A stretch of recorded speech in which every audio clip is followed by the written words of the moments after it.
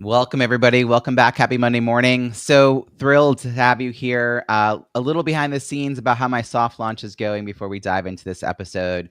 As of this morning, I'm 1 week into my soft launch. And in that week, my launch team, I'm so grateful, my wonderful launch team has published 151 written reviews, and there were 158 global ratings for the book. So my goal of getting 200 reviews by my launch day on July 8th is no longer audacious. It is realistic. Just got to keep going. There are 209 reviews that were collected in advance, so I know there's room still to do that. And there's a couple hundred people on the launch team that I know are still intending to do it. So whenever you get to it, it'll be wonderful. July 8th being the goal, but I'm aiming for actually 1,000 reviews in the next 6 months because my competitors have over 900 reviews. So keeping it real. I'm going to start with this first 200 out of the gate to get the word out there. But thank you for everything you've done to help me do this. Without any further delay, here is this week's episode. What if done really is better than perfect, especially when writing the first draft of your book? Too many brilliant voices get stuck in the trap of trying to make every sentence flawless before they even finish the first draft. But perfectionism doesn't move ideas forward. Action does. And in the world of thought leadership, clarity comes after courage. The truth is, writing a book isn't about getting it right the first time. It's about showing up for your message, trusting the process, and being willing to revise, refine, and grow along the way. Every imperfect draft is proof that you're doing the real work. That's why I support authors at every step of the journey, from messy beginnings to powerful launches, so their ideas don't stay stuck in their heads. I'm not a writing coach or developmental editor. I'm a strategist. I'll ask you questions to confirm that you're writing the book that will lead to your desired results. Book a complimentary 30-minute session at booklaunchbrainstorm.com. Now, let's hear from 3 authors who didn't let the pursuit of perfection stop them from sharing something meaningful with the world. With me today, I have Greg Davis, who wrote Checkmate: Tips and Lessons to Help You Make the Right Moves to Achieve Happiness, a practical and heartfelt guide that blends life lessons and financial wisdom to help you make the right moves towards lasting happiness. And Jeff Skipper, who wrote Dancing with Disruption: Leading Dramatic Change During Global Transformation, revealing 12 proven strategies that equip leaders with the tools to overcome resistance and lead bold transformations with confidence. And we have Jenn T. Grace, who is the author of Publish Your Purpose, a step-by-step guide to write, publish, and grow your big idea. She's also the founder of Publish Your Purpose, a hybrid publisher for authors who are thought leaders, experts in their fields, and visionaries paving the way to social change, and one of our BizBook Pub Hub partners. Please join me in welcoming Greg, Jeff, and Jenn. Welcome all to the show. And Greg, I'm gonna turn this first question over to you. Tell us a little bit about your book, who you wrote it for, and welcome to the show. Yeah, first of all, thanks for having me, Robbie. I'm glad to be here, especially with your distinguished guests, Jenn and Jeff. Checkmate's kind of an interesting book. As you said in the subtitle, the real key to this book is that it's designed to enhance your happiness in a lot of ways. I mean, this is geared for anybody, I'd say 20s to 60s, quite honestly, because it covers such things as career growth, career transitions, relationships, both with your wife and your extended family, as well as dealing with finances and some tips for improving your finances in preparation for retirement. So it truly does run the gamut of a listening audience and a reading audience of anywhere from 20s to 60s. So I look forward to anybody looking to improve their happiness to read it. Fantastic. Thank you for sharing that. And Jeff, let's come over to you. Welcome to the show. Hey, thanks so much, Robbie. Tell us about Great to be your here. book. So I don't think there's a leader out there that would argue that change is slowing down. It just seems to be ramping up, increasing all the time. So disruption is the name of the game for every leader. And so I wrote this book for every leader that not only is trying to institute some type of important change for their organization, but to get people to join in and really want to support a change like that. It's not easy to do. So with disruption being so common, how do we keep people motivated and moving forward towards the goal? So I wrote it for all those leaders looking to figure out not just the technical side of a change, but the people side as well. It's interesting. I worked in a nonprofit that trained the mid-level managers. It wasn't a very big nonprofit, but they trained the mid-level managers on change management as things were rolling out. And what a difference that made, like, for how the culture sort of absorbed that. So I learned a lot about the fact that there even was a change management process. Usually change just sort of happened, right? And here it's like, oh, there's a process. So I love that there's a book like this. Jenn, let's bring you onto the show. Welcome back, and tell us a little bit about who your book is for. Amazing. Thanks for having me as always. I appreciate being here. So my book is for pretty much anyone who has something important to say from a nonfiction standpoint, whether they're writing about their specific expertise, they're writing about their own personal story, but they just are stuck in how to actually get it done. So my book covers a lot around mindset and accountability and support systems and the tools and resources you need to actually put pen to paper. And then it moves into a full actual writing process. So that way you can really just get it done. And then it rounds out with information about the publishing industry, because publishing can be really tricky and a big unknown for first-time authors. And so I try to give as much guidance as I can about how to choose the proper path for you and your book. Yeah, I mean, there's so much in that book that helps people. I think that you and I, we're coming at this from different angles of trying to support authors. I can't support authors unless they actually have a book. And so, which is why I love that your book exists. So they can get through the mental hurdle, which is actually the next question I wanted to ask, because I was looking at who had multiple books. And I know, Jenn, I'm going to come back to you next because I know you've got lots of books. But for Greg and Jeff, is this your first book that you published? Yes? Okay, so my research is correct. All right, Greg, tell me a little bit about the mental game to get this book written, because I mean, you have to make a decision to do it, and then you have to actually follow through with it, and then in your brain, you're like, really? Like what was sort of what did you have to overcome mentally to say, yes, I'm going to do this, and then actually follow through? Well, I will say imposter syndrome was really hard for me. I mean, I think after having a 40-year career in mostly accounting and finance, working with numbers, to put words on a page that I actually think other people would read and enjoy was really challenging for me. I wish I had known you and Jenn years ago when I started this process. It would have helped my transition into being an author a whole lot easier.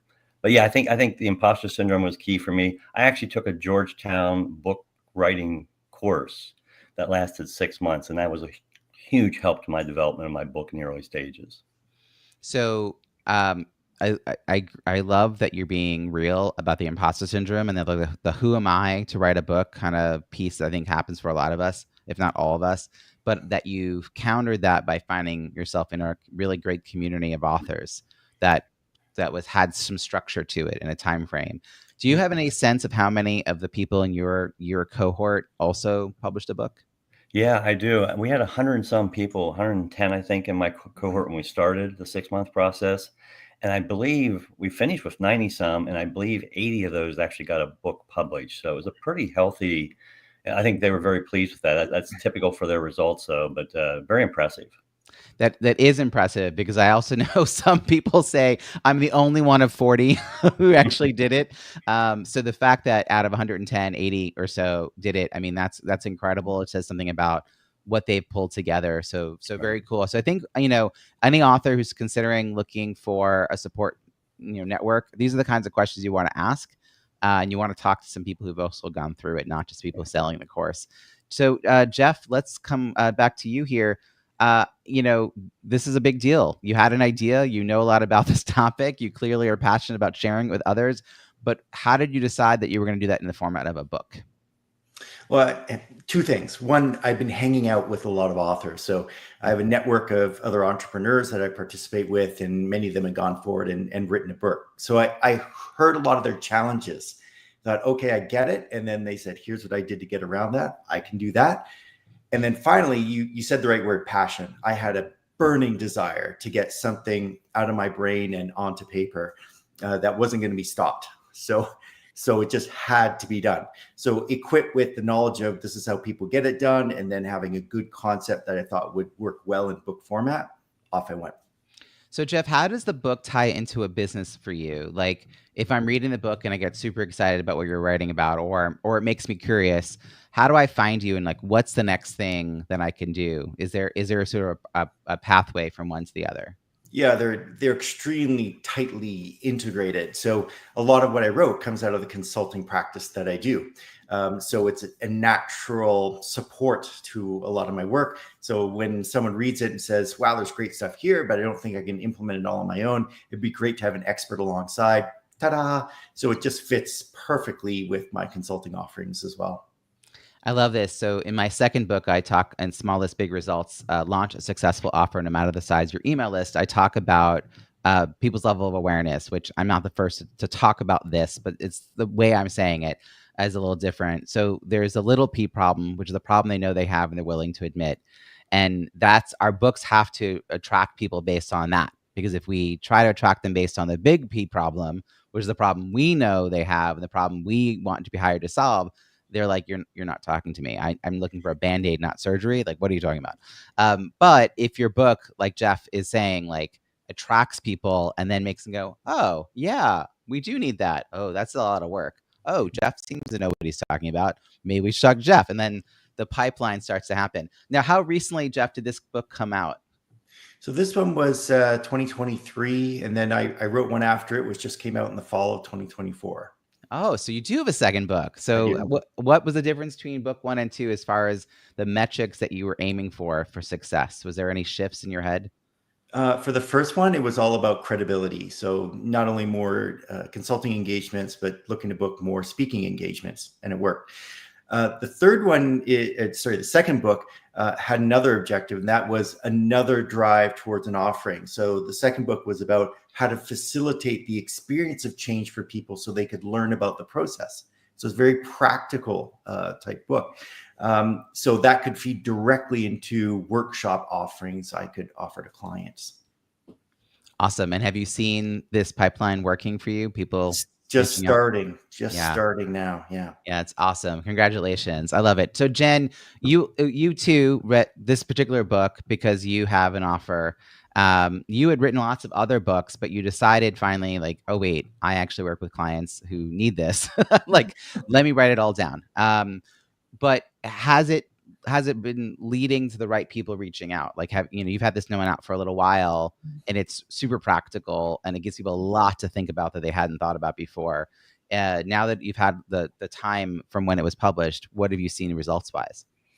Yeah, it's interesting. Like Jeff said, like, when you say like it's finally working, like it takes a little bit of time to get that momentum building. And it came out in October of 23.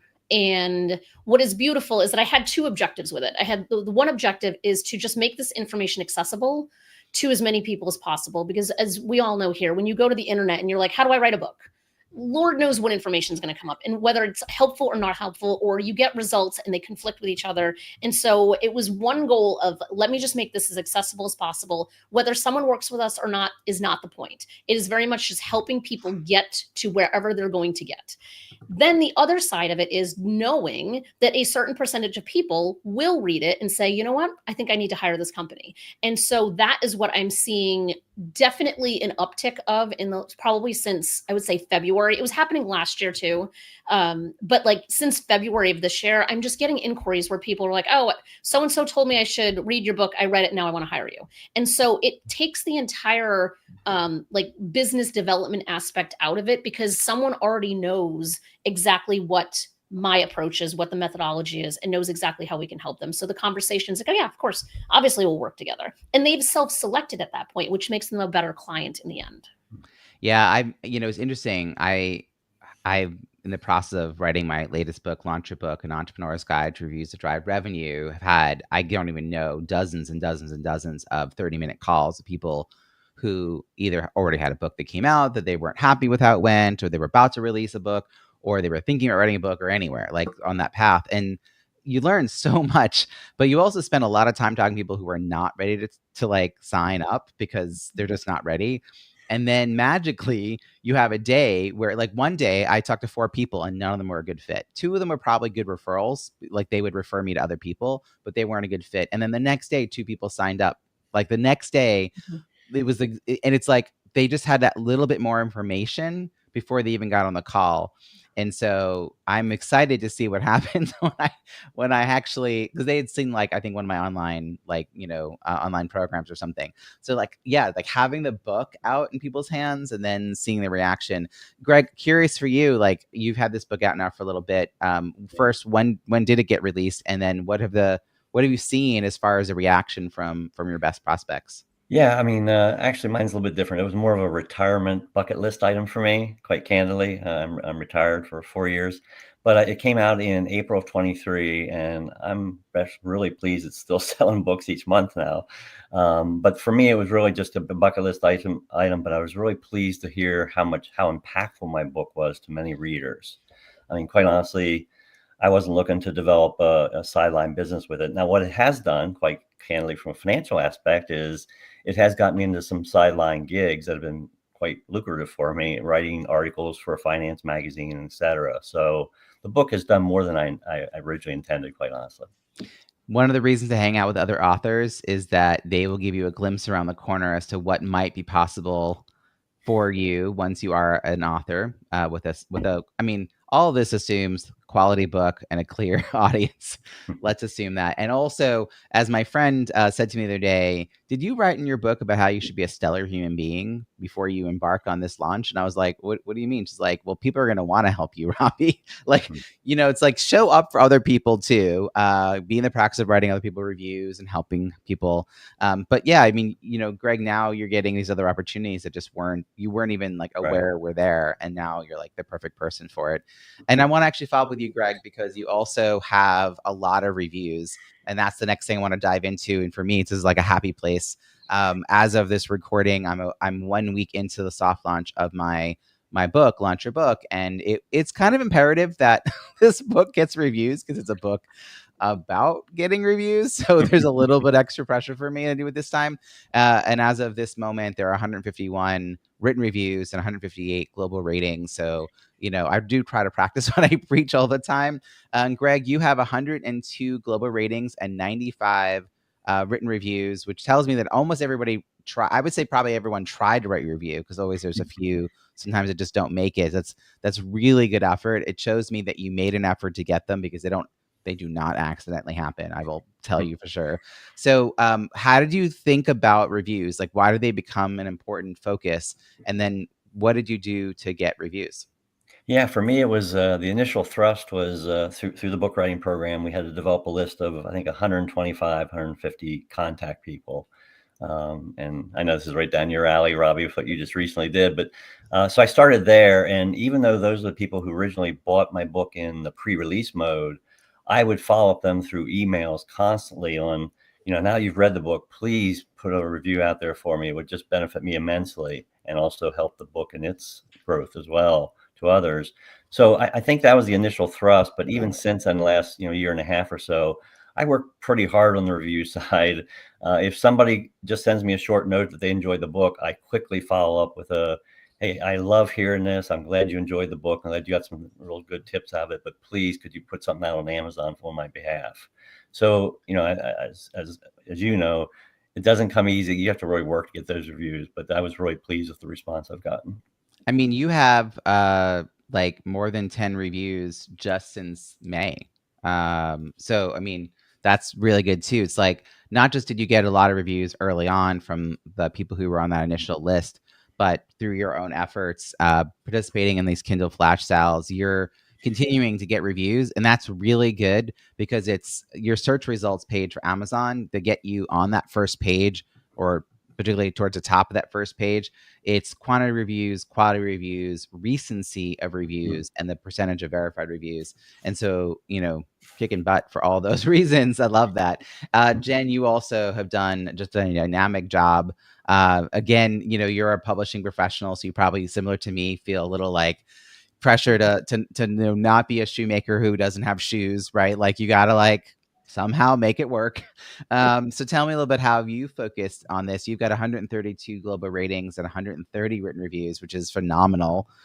Really, really well done. Anything over 20 means real effort. Anything over 50 means a system was in place. To get 100, wow. I mean, this means that you've got a great book and a great community.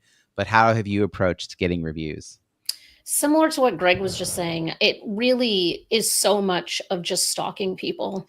And it's exhausting at the same time because, again, it is working in the way that I wanted it to work, where someone will reach out and say, hey, I just finished your book. I'd love to have a conversation if we can work together. I will say, yes, of course, let's do that. And can you please go leave me a review? And I think that Well, maybe the same with you, Robbie. I feel like we can get away with being even more filled with pressure to people of like, hey, it would really be helpful because they will one day be in our situation too, because we're working with people who also need to be just kind of like begging for the reviews. And I always say, leave an honest review, right? Like, I'm not going to say like, I need you to write a 5-star review if you didn't feel that way. Like, be honest in that critique. But it really is a lot of follow-up. And I have an automated sequence that I've set up. I use BookFunnel to provide the ebook for free. I've given the ebook away thousands of times at this point, because again, it's more about making this information accessible. And when they go through BookFunnel, they get placed on a specific list that then kind of has these checkpoints throughout it. They're like, hey, you might have made it through the mindset part now. Like, have you thought about this? Have you thought about this? And then there's an email in there that's like, can you please leave me a review? And I'm hoping that like, if I gave it to them for free, maybe there's a higher likelihood, but it doesn't seem to be the case. But yeah, I have a system in place for sure. I want to hear a little bit about this because I use BookFunnel to give away the advanced reader copy. But then I turn off the link once the book's available on Kindle, because then I focus all my sales on Kindle. And 99 cents is practically free for the sake of this argument. But I think the energy here is about getting people to actually open the book. So I love the follow-up sequence. And I do have for my second book, if people get the bonus content, they get 3 emails to be like, hey, have you actually done that? Like, have you actually opened that? Is there like a Zap or something, a Zapier that goes between BookFunnel and your list, or do you have to manually upload people? Like, how do you physically get people the information that they need? That is a great question. We use Kit, and so in Kit we have a specific sequence, and somehow it ties directly to BookFunnel. So I just have so if anyone gets added through BookFunnel, it'll automatically go that way. The challenge is that I give the book away for free via email nonstop. Like, I'll have a call with somebody, or somebody actually just emailed me on LinkedIn being like, oh my God, I need to know how to do it. I'm like, I'm happy to chat, about to be on vacation. Here's my book. And so that's not being tracked. So God knows how many other times that's been the case that I'm not properly following up. You probably just need an easier to remember URL for your BookFunnel link. So in those moments, you're like, here's a free book. Go get it. Yes. There you go. Note to selves. We all could do that.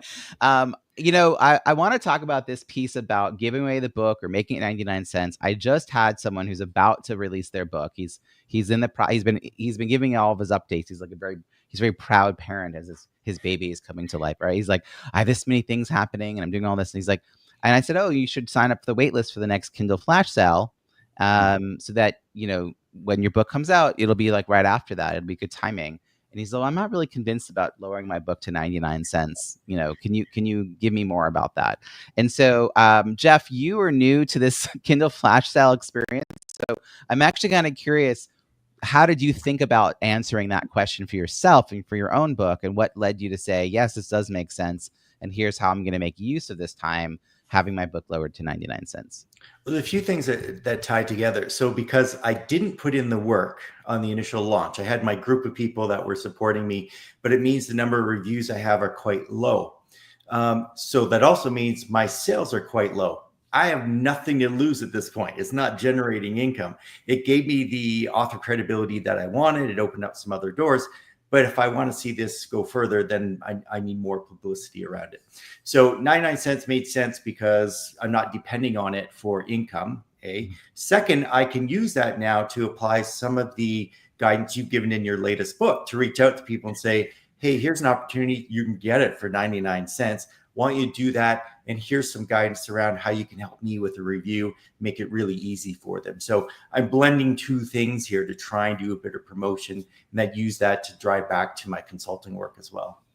That's brilliant. And I'm glad you sort of picked up all the pieces of crumbs that I've left behind and made a whole meal of them. So well done. And this is really one of the things that I'm aiming for, is that I ask people to lower their Kindle book price, the authors in the Kindle flash sale, 2 weeks before the actual campaign. And to say like, okay, now use those 2 weeks to get 5 or more reviews. I try to keep the bar a little low, right? 5 or more reviews from your own network, from maybe people like for Greg or for Jeff, you've got people that were on a list initially, right? So now it's like, and you're like, hey, could you do this by this other date? Like, it gives them a reason to actually get it from the to-do list to the to done list, which, you know, it's hard. It's hard because it's a minor thing in a way, but it's also like a bigger deal for you than it is for them. Jenn, you keep coming back to this. Obviously, I also think for you it's smart because the most likely people to write a second book and know they needed more help are people who wrote book one. And so the first time authors in the Kindle flash sale and the people who are coming to Kindle flash sale thinking about writing their own book, I think they're great prospects for you. But what is the mathematical thing? Because, you know, $75 to participate, you're not going to make even that back in royalties at a 99-cent Kindle book. But what are the ways you're still leveraging this as a marketing tool, given the scope of work that you're focusing on? I think it comes down to like what our all of our independent goals are, right? Because if my goal is for exposure and accessibility, I will do whatever needs to be done in terms of getting it into the hands of more people. If my goal were I need to make money and sell these books, I would not even consider being in a situation like this. So I think that that's like one of the most important things I think for an author to like really think about any strategy, like what actually makes sense for you based on what your goal is. And so I don't know how many of these I've done with you, but I enjoy it. And like you said, in my like the royalties are like 4 cents. Like there's not, you know, not a lot's happening here. But for someone who is thinking about doing this, if your book didn't hit number 1 at some point during your launch, my book is constantly bumping in the top 10. Like it's like constantly in the top 3. And it's always around when I'm participating in these, right? Because it's not just our collective audiences who are going and purchasing these books. We are also purchasing each other's books. So in the last couple of times I've done it, I've ended up getting like 4 or 5 new reviews because I'm like, oh, I'll totally go buy this book. And then I send them a message being like, hey, got your book through Robbie's promotion. I'm going to leave you a review. It might take a minute, but I will get there. And then they're like, oh my God, I'll do the same thing. And so now there's this reciprocity that is not required. It's not an obligation. It's just more of like, hey, we are all struggling with the same thing here. Let's build a community around it. Yeah, and that's really key because I want to just mention that Amazon does have some terms of service that we cannot set up a direct author to author kind of swap transactional. But I always say to authors as they sign up, the option is for you to say, yes, I will buy 5 books during the campaign and leave 5 reviews by the end of the a month later. And it's up to that author whether they even tell the people that they're doing it. And then it's, of course, up to the people they're telling whether or not they do it back. Like the review is not based on anyone doing something for you. And it is an honest review. I mean, if I can't give someone a 4-star or a 5-star, I will write the author directly. I only had that happen one time. I was in a writing community on Facebook, and it just was not the person's first language. It needed 2 editors. It needed a better cover. You know, it was just like all these very common mistakes. And I instead just spent a lot of time explaining how to make it better rather than writing a scathing review. I don't want to say it wasn't their fault. It was just like, it wasn't going to be their best look. So I love that we all get that this is the effort we're trying to do. And then what's cool is Jeff's work with change management and then Greg's work and the kind of people, like you all have like an overlap in your audiences. And so, you know, somehow you find new leads that way, which is really cool when we're all pushing this out there. I'm curious. If I could add 2 things on this topic. Greg, jump in. I'd love to, just for Jeff, since he's new to this. I personally love the cross promotions because there's 2 things I've benefited from them. One is, other than my initial thrust of sales back in April of 2023, which is great, the 2 largest months of sales have been November of last year and April this year, which is your 2 cross promotions. And secondly, I've also read some incredible books that I've bought off of the cross promotions at the 99-cent level. So I think it's a tremendous program, Robbie, and I commend you for doing this. Yeah, it's been a lot of fun. We now do it 3 times a year. We rebranded it Kindle Flash Sale, which remarkably the .com was available. I don't know how that happened. That may be my retirement fund, like selling that one day. So Greg, actually, I wanted to follow up with you about, besides the effort you had to get reviews, was there anything else that was sort of a big challenge? You seem to have gotten yourself into Georgetown's great program. You know, it seems like you put all the right pieces in place to get you the results you were looking for. Was it hard to find that program? Was it hard to make the decision? I'm sure it's cost you some money. Like, how do you get to yourself to have that amazing experience? Because it sounds like it really worked well. Yeah, great question, Robbie. First of all, I like Jeff. I knew some other authors from my work. I worked at Hershey, Pennsylvania, at Hershey Entertainment for 20 some years. And my prior CEO had just written a book through the same program. So it came highly recommended through him. And you have to have a recommendation to get into the program. So that was helpful. But even after that, I think for me, writing the book was hard. I'm just going to be honest. It was hard. It was challenging for me. The program kept me on track. So I think I thought, boy, all this effort's going into writing a book. Once it's out there, I'm done. And I was so wrong about that. I mean, as certainly you and Jen know, the marketing of the book was a whole new adventure for me. And I didn't think I got the greatest support on that side from the other folks in DC, but that's what I really learned was the hard part of writing a book is actually marketing it. And that's where, I just had to kind of pick up some pieces. I've gotten lots of tips from people through LinkedIn. I've met people like you, Robbie. I mean, just you have to kind of work a combination of events to get that book out there. But that was the hardest part for me. You just really named it all. I mean, writing a book, just that part. This is why people often use that, and I wrote about this in the book, Launch Your Book, but they always have that analogy, writing a book is like a marathon. Except I realized that a marathon runner gets to stop at the end of the race and like they're done. It's really more of a triathlon where like the first part's the swim and then dripping wet, you run over to your bike and then you go and bike the next piece and then you run. So we all focus on the first part and we muddle our way through getting it published, and then we forget like that there's still this run to do, and we need to be around people who are doing that well. Jeff, have you had some good experience moving copies of your book, not necessarily for lots of money, whether it's bulk sales or like Jen was talking about giving them away? Now that you have this book, have you been able to get it out to the right people through coaching, consulting, or speaking? Yeah, I've been pleasantly surprised at the number of clients who said we went ahead and bought your book. I didn't suggest it; just they went and did it, or we bought a number of copies and handed them out to the team. Like that's fantastic. And then beyond that, I try to take one with me wherever I go and put it in someone's hands. Always clients, because again, it drives credibility. And now the second book that's on workshops, I definitely want to put that in people's hands because it does have that direct relationship to, oh, could you do this for us? Absolutely. So it is a matter of just getting it out in front of people. And I try to push that as much as possible. Is there in the book, Jeff, like lead magnets, opt-ins, bonus content, QR codes, something like that gets people into an email list or to contact you for something after? Only generically to say, and there's much more on my website kind of thing, right? And then my website has a lot of lead magnets. That's a strategy that I started leveraging 10 years ago and has helped me build my distribution list for the newsletter. So yeah, they're in there. They're in there. So getting people to go from readers to checking out your site, to getting on your list, to hearing from you, and then realizing they should book a call with you. Like this is the part that not all authors think through. And they're so focused on, like Greg said, the writing part, that what comes next is not always developed as far as it could be. And Jen, you actually work with authors from the point of like, I have an idea, Jen, what do you think?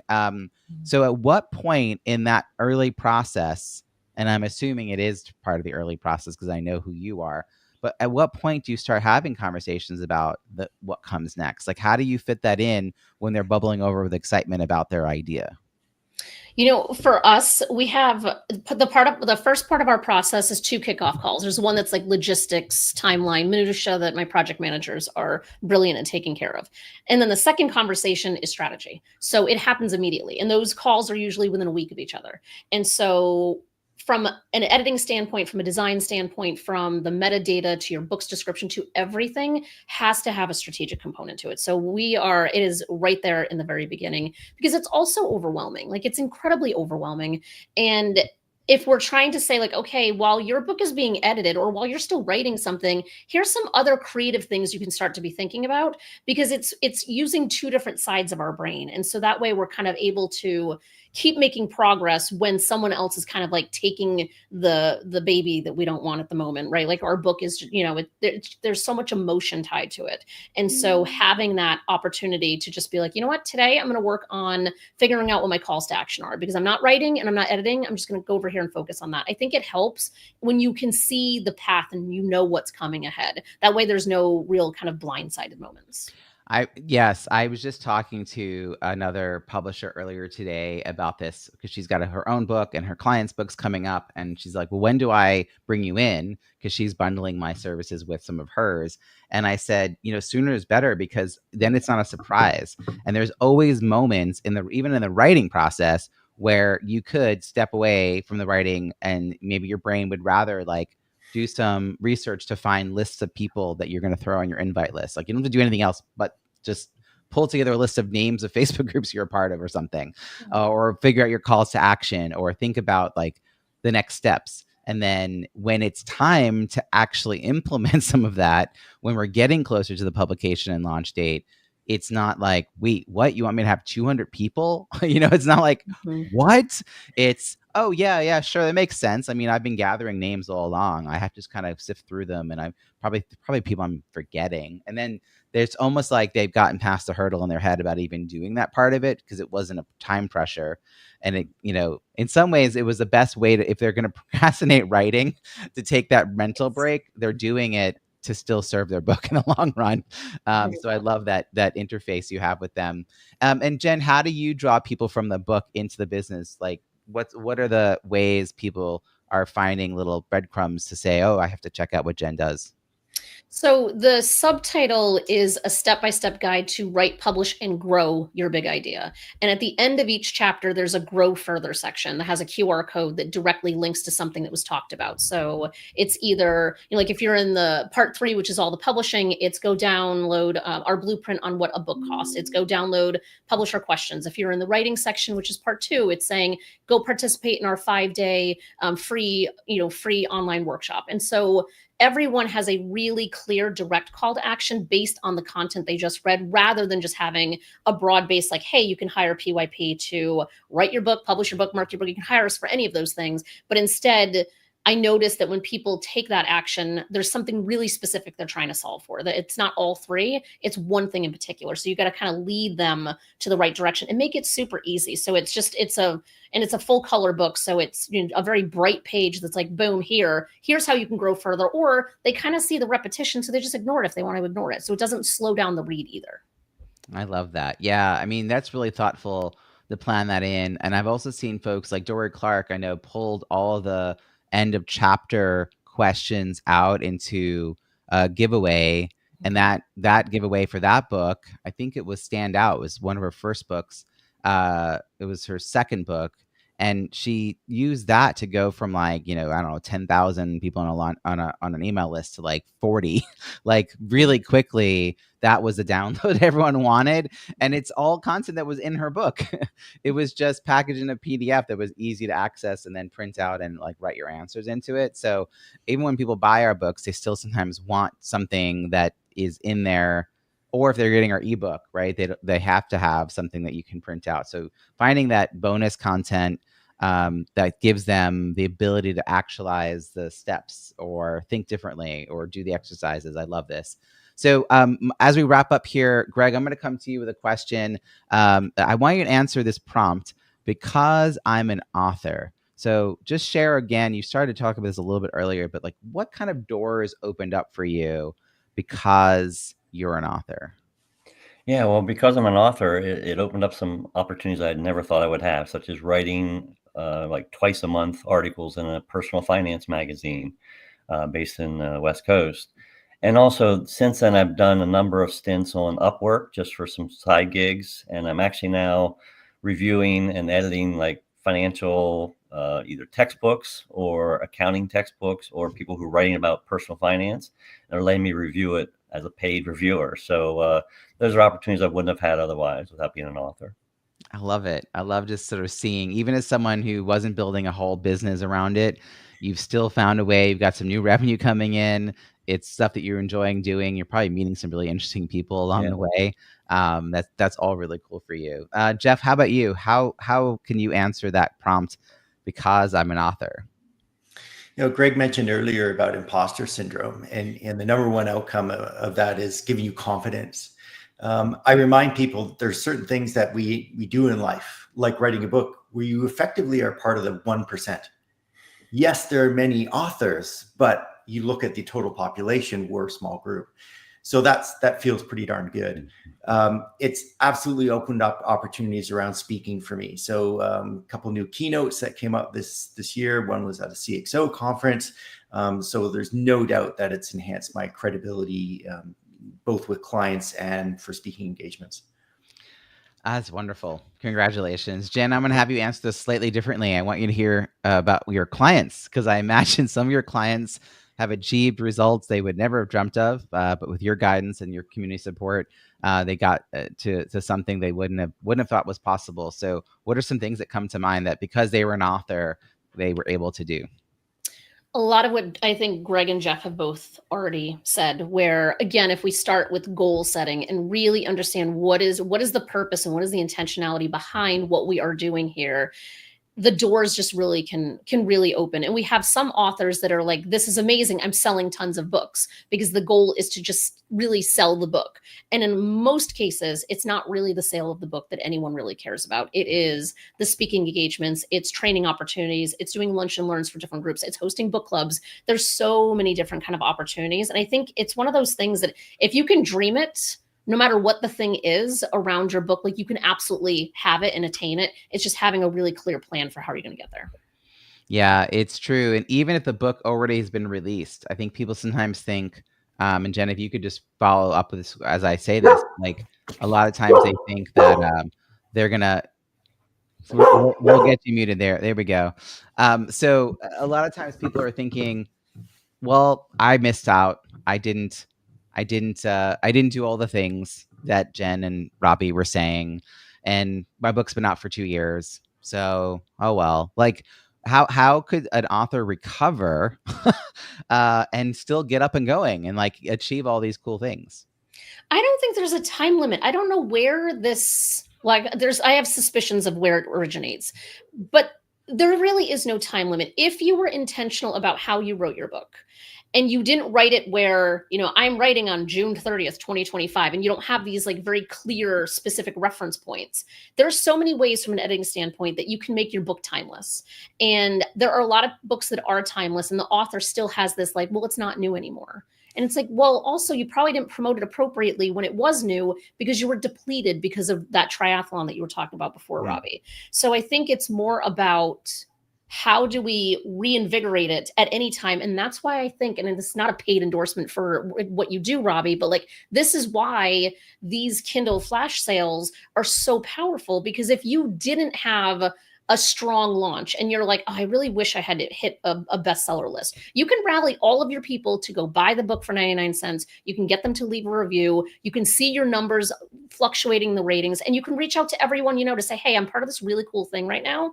And if you support me, I'd love to have you leave a review. We can do, kind of private little gathering, an online gathering if you purchase the book. So all of the things that you could do around a launch, you could do around right now, because you have the momentum from other people and other authors. Yeah, it's like, I think of it as, it's not even, the word relaunch feels too strong even for like, Agreed.